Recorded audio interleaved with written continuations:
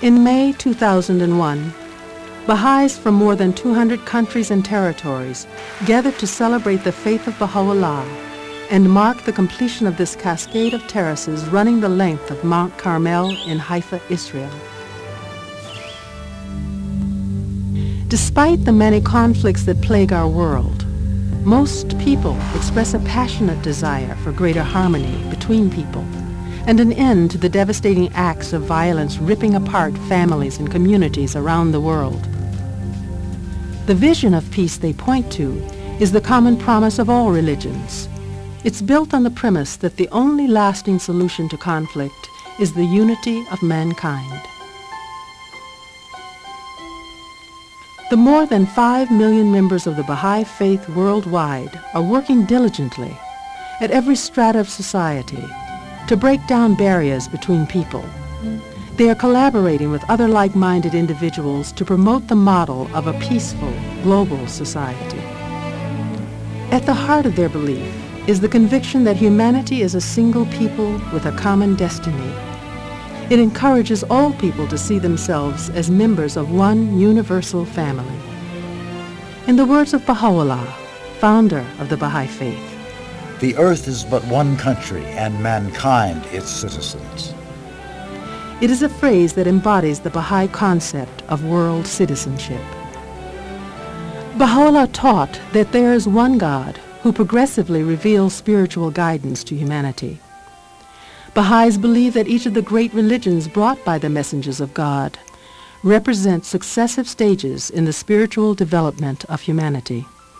God's purpose in sending his prophets unto men is to ensure the peace and tranquility of mankind. The teachings of Baha'u'llah, the most recent messenger in this line, address the moral and spiritual challenges of this new millennium. For Baha'is everywhere, achieving the unity of humankind is a primary goal. The Baha'i Faith offers a unique model of unity, and this unity, which embraces the diversity of its members, can clearly be seen everywhere in the world that Baha'is gather. What is the source of guidance and inspiration for these people who have come from every corner of the globe, from every conceivable background and tradition?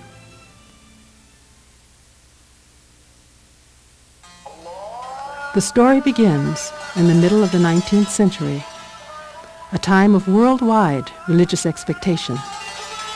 A young man in Shiraz, Persia, quietly proclaimed in 1844 that he was the messenger of a revelation from God.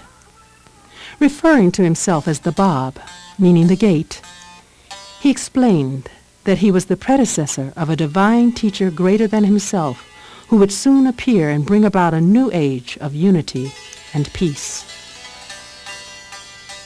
In 9 short years, the Bab's spiritual and moral teachings spread throughout Persian society. Perceiving the progressive new faith as a threat, religious and civil authorities killed thousands of the Bab's followers. In 1850, the Bab himself was executed by firing squad, and his remains were hidden away by his followers. The new faith was all but silenced and hovering on the brink of extinction.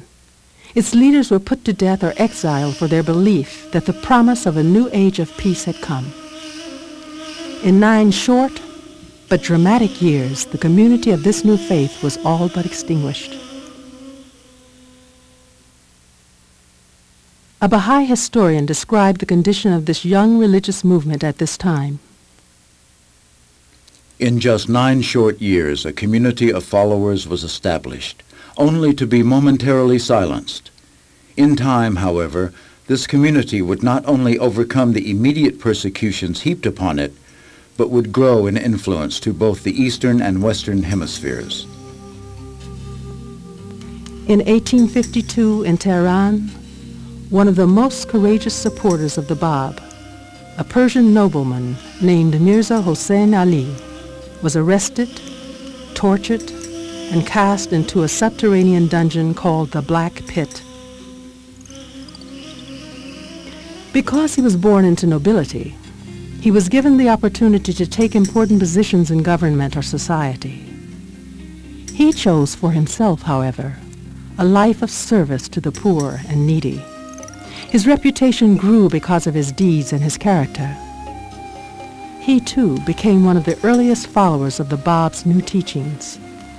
It was because of this reputation and the position he held in the nobility that he was not put to death. An example of his character is demonstrated in the story of his being led off to prison. A crowd had gathered to hurl abuse at the prisoners as they were being led to their incarceration. Among the crowd was an old woman who stepped forward, who held in her hand a stone to pelt him. Although frenzied in her rage, her steps were too weak to keep pace with the procession. "Give me a chance to fling my stone in his face," she pleaded with the guard.